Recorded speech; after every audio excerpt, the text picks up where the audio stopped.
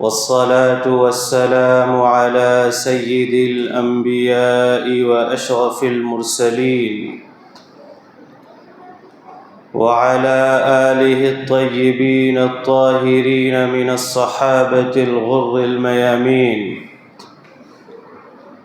ومن تبعهم بإحسان إلى يوم الدين. أما بعد، فقال النبي صلى الله عليه وسلم: ألا أخبركم بأفضل درجة من الصيام والصلاة والصدقة؟ قالوا بلى. قال: إصلاح ذات البين وفساد ذات البين الحالقة.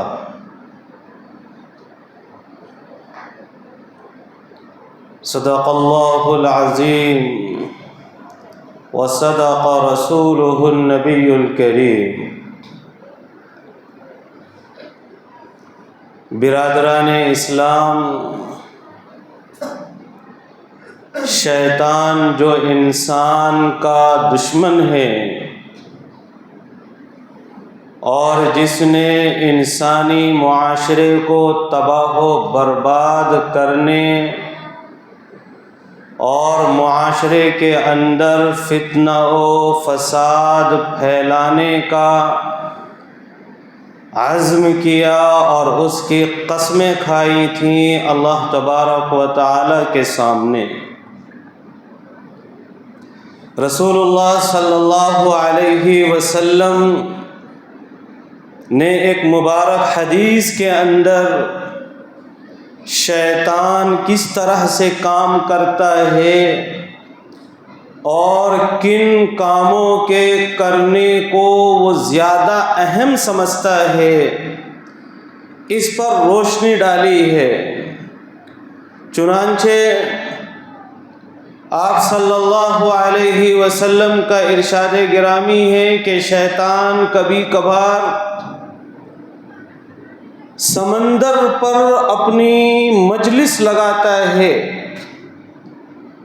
اور اس نے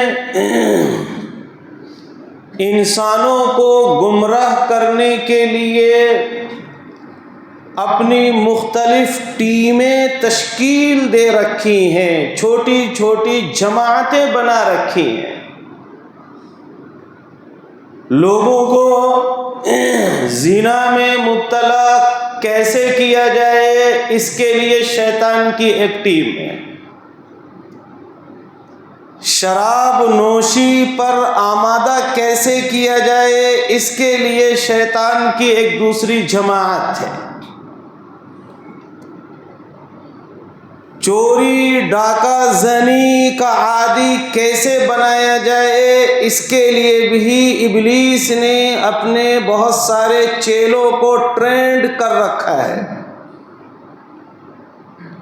اسی طرح سے ہر برائی کو اس معاشرے میں، انسانی معاشرے میں انجام کیسے دلایا جائے، ہر برائی کے لیے ابلیس نے شیطانوں کی ایک چھوٹی چھوٹی ٹیم بنا رکھی ہے۔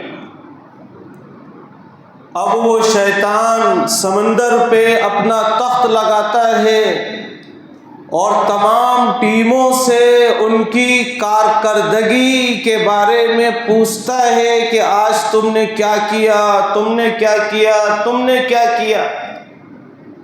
ایک ٹیم آ کر شیطانوں کی یہ کہتی ہے کہ ایک مسلمان نماز پڑھنے کا ارادہ کر رہا تھا، میں نے اس کو اس طرح سے اس کے کاموں میں بزی کیا، مشغول کیا کہ اس کی نماز چھڑوا دی۔ شیطان کہتا ہے تم نے کوئی خاص بڑا کام نہیں کیا۔ دوسری ٹیم کو ابلیس بلاتا ہے، ان سے پوچھتا ہے کہ تم نے کیا کیا۔ وہ ٹیم اپنی کارکردگی کی رپورٹ پیش کرتی ہے کہ مسلمان روزہ رکھنا چاہتا تھا، میں نے اس کے دل کے اندر اس طرح سے بات ڈالی کہ وہ روزہ نہیں رکھ سکا، میں کامیاب ہو گیا کہ وہ روزہ نہ رکھ سکے۔ ابلیس کہتا ہے کوئی بڑا کام تم نے بھی نہیں کیا۔ تیسری ٹیم کو بلاتا ہے، اس سے پوچھتا ہے کہ تم نے کیا کیا؟ وہ ٹیم کہتی ہے کہ بہت سارے مسلمان اللہ کے راستے میں خرچہ کرنا چاہتے تھے، صدقہ دینا چاہتے تھے، خیرات کرنا چاہتے تھے۔ میں نے ان کے دماغ میں خود ان کی ایسی ایسی ضرورتیں پیدا کی، تمہارا یہ والا کام بھی رکا ہوا ہے، وہ کام بھی رکا ہوا ہے، وہاں بھی پیسے خرچ کرنا ہے، وہاں بھی پیسے خرچ کرنا ہے۔ بالآخر میں نے اس کو صدقہ کرنے سے، خیرات کرنے سے روک دیا، میں اس میں کامیاب رہا۔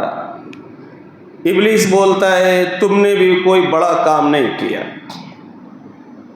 ایک اور ٹیم آتی ہے شیطانوں کی، اپنے آقا ابلیس کے سامنے اپنی کارکردگی بیان کرتی ہے، رپورٹ پیش کرتی ہے۔ شیطانوں کی وہ جماعت یہ کہتی ہے کہ دو میاں بیوی کے درمیان بڑی محبت تھی، ایک فیملی بہت خوشگوار زندگی گزار رہی تھی، بہت اتحاد و اتفاق کے ساتھ ان کا گھر چل رہا تھا، کوئی تنازع نہیں تھا، کوئی جھگڑا نہیں تھا، کوئی اختلاف نہیں تھا۔ میں نے ان دونوں میں، میاں بیوی میں ایسا اختلاف پیدا کیا، ایسا جھگڑا کرانے میں کامیاب رہا کہ بالآخر شوہر میرے کنٹرول میں اس طرح سے آ گیا کہ اس نے بیوی کو طلاق دے دی، اور وہ گھر بکھر گیا، وہ خاندان بکھر گیا، اور اب وہ دونوں ایک دوسرے کے خلاف تلوار لیے کھڑے، ایک دوسرے کی جان کے اور خون کے پیاسے بنے ہوئے۔ ابلیس اس کے پیٹھ کے اوپر ہاتھ اور تھپتھپی دے کر کہتا ہے ویل ڈن، یہ تم نے اچھا کام کیا ہے، یہ دس از اے گریٹ جاب جسے کہتے ہیں آپ، یہ کام ہے جس کے اوپر خوشی کا اظہار کیا جا سکتا ہے، اپریشیٹ کیا جا سکتا ہے، جس کی تعریف کی جا سکتی ہے۔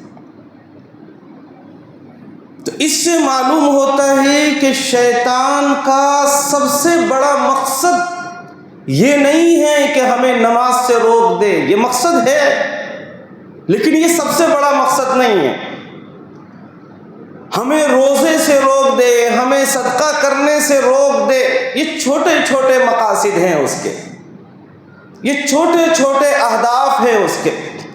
اس کا سب سے بڑا مقصد ہے مسلمانوں کے معاشرے میں فتنہ پھیلانے میں کامیاب ہونا، جھگڑے کروانے میں کامیاب ہونا، اختلافات پیدا کرنے میں کامیاب ہونا، ایک دوسرے کا مسلمان خون کا پیاسا ہو جائے، ایک دوسرے کا قتل کر دے، مرڈر کر دے، اس میں کامیاب ہو جائے۔ یہ شیطان کا سب سے بڑا گول، سب سے بڑا مقصد اور اس کی سب سے زیادہ خوشی کا ذریعہ ہے۔ اب آپ دیکھیں کہ ہمارے اوپر شیطان کس طرح سے حاوی ہے۔ ابھی پچھلے جمعے کو آپ کو بتایا تھا ہم نے کہ جائیداد کے اختلاف کی وجہ سے ایک بھتیجے نے اپنے چچا کا قتل کر دیا۔ مسلمان ہیں، دونوں بھی مسلمان، قاتل بھی مسلمان، مقتول بھی مسلمان، یہ دونوں بھی کہاں جائیں گے اللہ کو معلوم ہے۔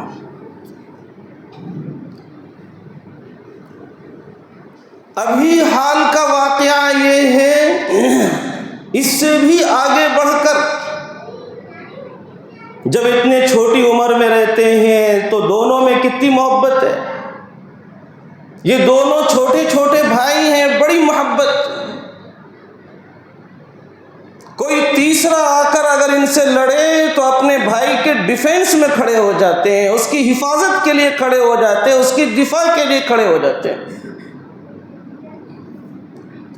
لیکن جب یہی چھوٹے چھوٹے بچے بڑھتے ہیں اور جس طرح سے ان کی پرورش ہونی چاہیے، جس ماحول میں ہونی چاہیے، ہر اسٹیپ پر ان کو جس طرح کی ہدایتیں دی جانی چاہیے، ان کو جیسا راستہ بتانا چاہیے، بڑے اس کی طرف سے غفلت لاپرواہی کرتے ہیں تو یہ بڑے ہو کر یہی بچے شیطان کے آلائے کار بن جاتے ہیں۔ چنانچہ ہمارے معاشرے میں بھی اسی طرح کی صورتحال ہے۔ ابھی آپ نے سنا ہوگا دو بھائی، ایک کا نام شیخ عیسیٰ اور دوسرے کا نام شیخ مختار۔ عیسیٰ علیہ السلام کے نام پر ابا نے نام رکھا، جن کے بارے میں سنتے ہیں کہ ایک گال پہ کوئی چاٹا مار دے تو وہ دوسرا گال بھی پیش کرتے تھے، آپ کو مارنا ہو تو ادھر بھی مار لو۔ اس عیسیٰ نے قابیل کا رول پلے کیا، اپنے بھائی شیخ مختار کو چھریوں سے اتنے وار کیے کہ اس کو موت کے گھاٹ اتار دیا، اس کا خون بہا دیا۔ ایک بھائی نے دوسرے بھائی کی جان لے لی۔ امت محمدیہ علی صاحبہا الصلوات والتسلیم کے دو شیطان نما افراد نے آدم علیہ السلام کے بیٹے حابیل اور قابیل کی تاریخ پھر دہرائی۔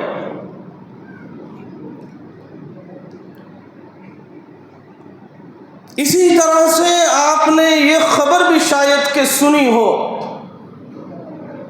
کہ ایک ماموں نے 7 سالہ بھانجی کا قتل کر دیا۔ 7 سال کی لڑکی ہے۔ یہ جو تمام چیزیں ہمارے معاشرے کے اندر ہو رہی ہیں، یہ جو فتنے پھیل رہے ہیں، اختلافات اس لیول تک آ گئے، جھگڑے اس حد تک پہنچ گئے کہ ایک دوسرے کی زندگی برداشت نہیں ہو رہی ہے۔ اس کی وجہ کیا ہے؟ اس کی وجہ ہے ہمارے اندر تمام طرح کی برائیوں کا ہونا اور اچھائیوں کا نہ ہونا۔ ہمارے معاشرے کے اندر جو افراد رہتے ہیں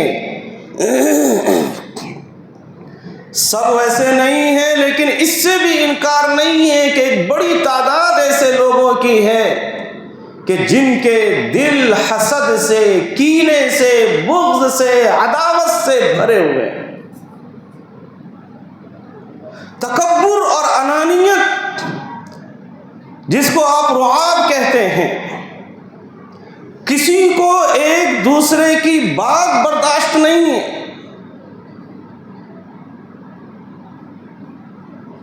اپنے آپ میں کچھ بھی نہیں ہے، لیکن تکبر کا لیول جو ہے وہ اپنے آقا شیطان سے بھی آگے کا ہے۔ انانیت اور ایگو اتنی بڑی مقدار میں ہو گئی ہے کہ کسی کی ایک بات بھی برداشت نہیں ہو رہی ہے۔ تواضع، ایثار، اتحاد، محبت اور الفت، ان چیزوں سے ہمارا معاشرہ خالی ہوتا جا رہا ہے۔ ہمارا معاشرہ بالکل تباہی کے دہانے پر ہے اور یہ ہمارے لیے لمحہ فکریہ ہے۔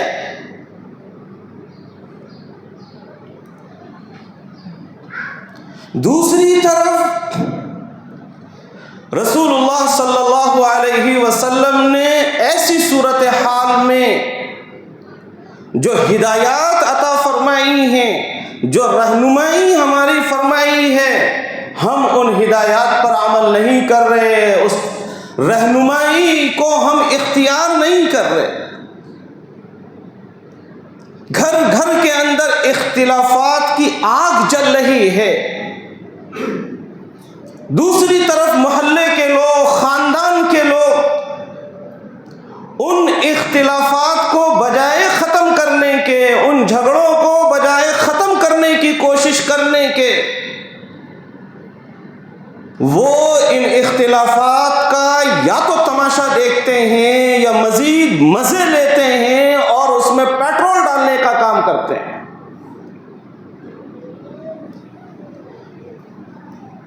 جس کا مطلب یہ ہے کہ وہ شیطان کے مقصد کو کامیاب کرنے میں وہ بھی آلائے کار اور معاون بن رہے ہیں۔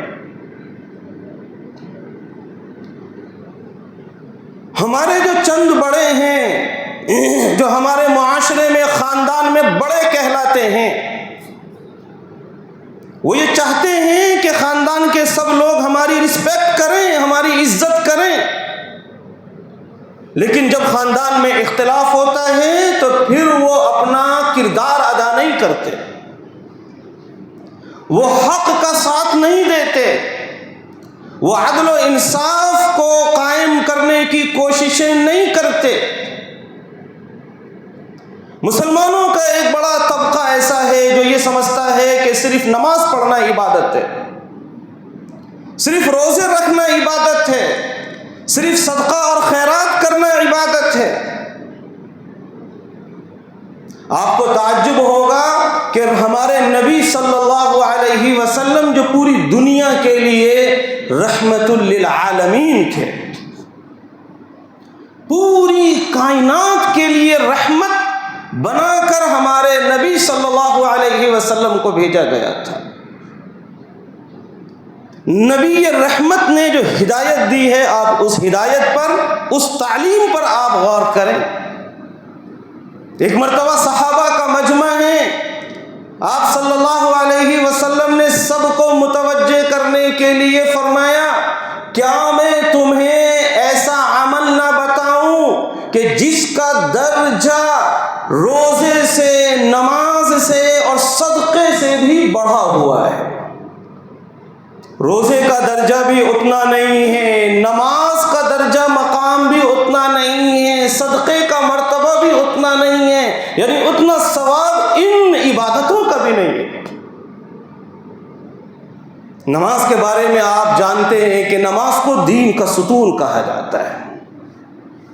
نماز کے ذریعے سے ایک انسان اللہ تبارک و تعالیٰ کا اتنا قرب حاصل کر لیتا ہے کہ حدیث میں آتا ہے کہ جب بندہ نوافل کی کثرت کرتا ہے اور کثرت سے نمازیں پڑھتا ہے تو یہ بندہ ایسا ہو جاتا ہے کہ میں اس کی زبان بن جاتا ہوں، میں اس کی آنکھ بن جاتا ہوں، میں اس کا کان بن جاتا ہوں۔ اللہ فرماتے ہیں وہ جب بولتا ہے تو اپنی زبان سے نہیں بلکہ الہی زبان سے بولتا ہے، وہ جب دیکھتا ہے تو انسانی آنکھ سے نہیں الہی آنکھ سے دیکھتا ہے، وہ جب سنتا ہے تو انسانی کانوں سے نہیں بلکہ خدائی کانوں سے سنتا ہے۔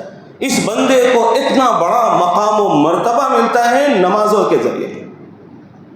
روزے کے بارے میں آپ جانتے ہیں، سنا ہوگا آپ نے کہ اللہ تبارک و تعالیٰ نے ہر عبادت کا ثواب کتنا ملے گا اس دنیا میں ڈکلیئر کر دیا ہے، لیکن روزے کا ثواب کتنا ملے گا، روزے کا انعام کتنا زیادہ ہوگا، روزے کے بدلے میں اللہ تبارک و تعالیٰ کیا عطا فرمائیں گے، وہ اتنی بڑی تعداد میں ہے اور ایسی چیز ہے کہ اس دنیا میں ہم سمجھ نہیں سکتے۔ اس لیے اللہ نے روزے کا ثواب دنیا میں واضح ہی نہیں کیا۔ اللہ نے فرمایا الصوم لی وانا اجزی بہ یوم القیامہ، روزہ بندہ میرے لیے رکھتا ہے اور میں قیامت کے دن اس کو بدلہ دوں گا۔ اتنا بڑا مقام، اتنا بڑا شرف، اتنی بڑی فضیلت روزے کو عطا فرمائی۔ صدقے کے بارے میں آپ نے سنا ہوگا کہ اللہ کے نبی فرماتے ہیں الصدقہ تطفئ غضب الرب وتدفع میتۃ السوء، کہ صدقہ جو ہے وہ رب کے غضب کو ٹھنڈا کرتا ہے، رب کے غصے کو ٹھنڈا کرتا ہے، بری موت سے بچاتا ہے۔ صدقہ ہر عبادت کا ثواب اسلام کے اندر، ایک عبادت کریں گے آپ کو 10 گنا زیادہ ثواب ملے گا۔ صدقے کے بارے میں ہی آپ ایک مرتبہ صدقہ کریں گے آپ کو کم از کم جتنا صدقہ کیا ہے اس کا 700 گنا زیادہ ثواب ملے گا۔ 10 میں ملٹیپلائی نہیں ہوگا وہ، 700 گنا زیادہ ثواب ملے گا کم سے کم. اور زیادہ کتنا ملے گا؟ واللہ یضاعف لمن یشاء، اللہ جس کے لیے چاہیں گے مزید بڑھا دیں گے. تو یہ عبادتیں، نماز، روزہ، صدقہ، اتنی عظیم عبادتیں ہیں. اللہ کے نبی فرماتے ہیں کہ ایک اور عبادت ہے جو ان تینوں سے زیادہ عظیم ہے، بتاؤں؟ صحابہ سے اللہ کے نبی پوچھتے ہیں بتاؤں میں آپ کو؟ الا اخبرکم، کیا میں تمہیں نہ بتاؤں، کیا میں تمہیں خبر نہ دوں؟ صحابہ نے عرض کیا بھلا یا رسول اللہ، کیوں نہیں اللہ کے رسول، آپ ضرور بتائیے. نبی پاک صلی اللہ علیہ وسلم نے کیا فرمایا ہے، آپ غور سے سنیے اور اندازہ لگائیے. ہمارے نبی نے فرمایا صلاح ذات البین، معاشرے میں صلح کا کام کروانا، اختلافات کو ختم کروانا، جھگڑوں کو ختم کروانا، نزاعات کو ختم کروانا، معاشرے میں اتحاد و اتفاق کی کوشش کرنا، محبت اور الفت کے قیام کی کوششیں کرنا. یہ ایسی عبادت ہے کہ جس کا درجہ نماز سے بھی بڑا ہوا ہے، روزوں سے بھی زیادہ بڑا مقام اس کا ہے، صدقے سے بھی زیادہ بڑا مرتبہ اس کا ہے. کیا ہم سمجھتے ہیں کہ یہ بھی عبادت ہے؟ ہمارا جو آج کا معاشرہ ہے وہ نماز پڑھنے کو عبادت سمجھتا ہے، بس عبادت ہے، اس میں کوئی شک نہیں ہے کہ نماز بڑی عبادت ہے. لیکن صرف نماز کو عبادت سمجھنا، صرف روزوں کو عبادت سمجھنا، صرف جو ہے عمرے کو عبادت سمجھنا، صرف صدقے کو عبادت سمجھنا اور اس کو عبادت نہ سمجھنا بلکہ اس کو بڑھانے کی کوششیں کرنا، یہ ایک بہت بڑا سنگین جرم ہے اللہ اور اللہ کے رسول صلی اللہ علیہ وسلم کی نگاہ میں. تو ہمارے معاشرے کے اندر جو یہ صورتحال پیدا ہوئی ہے کہ ایک بھائی دوسرے بھائی کی جان کا دشمن بن گیا، ایک بھائی دوسرے بھائی کے قتل پر آمادہ ہو رہا ہے. یہ جو ہمارا معاشرہ اس حد تک کولیپس ہوا ہے، اس کی وجہ یہ ہے کہ جو ذمہ داری معاشرے کی اصلاح کے لیے ہونی چاہیے تھی، ذمہ داری کو جس طرح سے ادا کرنا چاہیے تھا اس طرح سے ذمہ دار لوگوں نے وہ ذمہ داری ادا نہیں کی، اور اس میں سب کا قصور ہے. ہم سوشل میڈیا کے اوپر زیادہ تر دیکھتے ہیں کہ بہت سارے لوگ مسلم پرسنل لا بورڈ پر انگلی اٹھاتے ہیں کہ اصلاح معاشرہ کرنا آپ کا کام ہے. بہت سارے لوگ علماء دین پر انگلی اٹھاتے ہیں کہ اصلاح کرنا معاشرے کی آپ کا کام ہے، آپ کہاں رہتے ہیں، معاشرے میں قتل ہو رہا، یہ ہو رہا، وہ ہو رہا. بے شک مسلم پرسنل لا بورڈ کا بھی کام ہے، علماء نہیں، ہر عالم دین کا کام ہے. لیکن میرے بھائیوں، عالم دین کام جب کرتا ہے تو آپ تو رہتے ہی نہیں ہو. عالم دین جب کام شروع کرتا ہے آپ کہاں رہتے؟ جمعے کا خطبہ ہوتا ہے، اس میں بھی مشکل سے 4 سے 5 لوگ رہتے ہیں شروع سے. آج تو ایک نکاح ہے جس کی وجہ سے اس برکت سے، نکاح کی برکت سے کچھ زیادہ لوگ شروع سے ہے. آپ جب جو ہے علماء کی بات سنیں گے نہیں، عمل نہیں کریں گے تو دنیا کی کوئی طاقت ہمیں نہیں سدھار سکتی. میں کبھی کبھی پورے ہفتے تیاری کر کے آتا ہوں آپ کو ایک پیغام دینے کے لیے. میں پہلے کتابوں کا مطالعہ کرتا ہوں، ایک عنوان کا انتخاب کرتا ہوں، اس کے کتنے پوائنٹس ہو سکتے ہیں وہ سارے پوائنٹس میں لکھتا ہوں، اور وہاں پر کیا کیا باتیں آنی چاہیے وہ باتیں نوٹ ڈاؤن کرتا ہوں. اتنی تیاری کے بعد میں یہاں پر آپ کو ایک پیغام دینے کے لیے آتا ہوں، اور مجھے یہاں پر 3 آدمی دکھتے ہیں جو پیغام لینے کے لیے بیٹھے ہیں. کبھی کبھی وہ 3 آدمی بھی نہیں رہتے، میں رہتا ہوں اور ہمارے جو ہے امام صاحب رہتے ہیں. صرف انگلی اٹھانے سے کام نہیں چلتا کہ ان کی ذمہ داری ہے وہ ادا نہیں کر رہے، ان کی ذمہ داری ہے وہ ادا نہیں کر رہے. اس امت کا ہر فرد ذمہ دار ہے. سب سے پہلی ذمہ داری پیرنٹس کی ہے. وہ کیا ادا کر رہے ہیں؟ اے ٹی ایم مشین بنے ہوئے ہیں صرف اپنے بچوں کو اچھی لائف دینے کے لیے، وہ بھی دوسروں کی ریس میں، دوسروں کے کمپٹیشن میں کہ ان کا ایسا گھر ہے تو میرا بھی ہونا، ان کے بچوں کے پاس ایسی سائیکلیں ہیں، موٹر سائیکلیں ہیں، ایسے کپڑے ہیں، ایسا اسکول ہے اور فلاں ہے تو میرا بھی ہونا. اس کے لیے اے ٹی ایم مشین بنے ہوئے ہیں. بچوں کی تربیت کیسا کرنا ہے، اصلاح کیسے کرنی ہے، ہمیں فکر نہیں ہے. علماء کے اوپر انگلی اٹھانی ہے. جب آپ نے اس بچے کو 16 سال تک نہیں سدھارا، آپ نے اس کو شیطان کا آلائے کار بنا دیا. اب وہ شیطان اس کو مسجد تک آنے نہیں دے رہا، اب وہ شیطان اس کو علماء کی باتیں سننے کو نہیں دے رہا. وہ وہاں پر ریل دیکھ رہا ہے اور جہاں جہاں لڑکیوں کی ریلز آ رہی ہیں اس کو خوب دیکھا جا رہا ہے. علماء کی تقریروں کو کوئی نہیں سنتا. آپ سوشل میڈیا کی صورتحال دیکھ لیں کہ کوئی فحش ویڈیو آ جائے، ملینز میں کیا کہتے ہیں اس کے ویو جاتے ہیں. علماء کی تقریروں کو دیکھ لیں، 100 150 200 1000 2000 اس سے زیادہ نہیں. یہ ایک مثال ہے. میں یہ نہیں کہتا کہ آپ وہاں آؤ اور یہاں آؤ، یعنی اس سے آپ اندازہ لگا سکتے ہیں کہ ہم جب دین سیکھنے کی ہمارے اندر تڑپ کتنی ہے. تڑپ کیسے ہوگی؟ یہ جو بچہ ہے، اس بچے کی گروتھ، اس کی پرورش ایسے ماحول میں ہوئی ہے کہ اس کے اندر دین حاصل کرنے کی طلب نہیں رہی. اس کی والدہ بھی سیریل دیکھتے دیکھتے کھانا بناتی تھی، گانے سنتے سناتے دودھ پلاتی تھی. اس کے والد صاحب صبح کو جاتے تھے اور رات دیر واپس آتے تھے، اور وہ بھی نمازیں نہیں پڑھتے تھے، اور وہ بھی دیگر بہت سارے غلط کاموں کے اندر مبتلا تھے. ایسے ماحول میں جو بچہ پرورش پائے گا اس کی اصلاح کیسے ہو سکتی ہے؟ تو سب سے پہلی ذمہ داری والدین کی ہوتی ہے. کل قیامت کے دن علماء کو بھی پکڑا جائے گا، ایسا نہیں پکڑا جائے گا. جتنے بورڈز ہوں، جتنی آرگنائزیشنز ہوں، جتنی تنظیمات ہوں، جماعتیں ہوں، سب پکڑے جائیں گے. لیکن سب سے پہلے تو پیرنٹس پکڑے جائیں گے نا. بچہ کس کا ہے؟ سب سے پہلے تو والدین پوچھے جائیں گے نا. والد کی ذمہ داری ہے، والدہ کی ذمہ داری ہے، ان کے بعد پھر ان لوگوں کا نمبر آئے گا. لہذا ہم اپنی ذمہ داری کو سمجھیں اور ہم اس طرح سے بچوں کی تربیت پر فوکس کریں، بچوں کی اصلاح پر فوکس کریں کہ ان کا مزاج دینی بنے، ان کا مزاج شیطانی نہ بنے. جب مزاج دینی بنے گا تو پھر اس طرح کی چیزیں نہیں آئیں گی.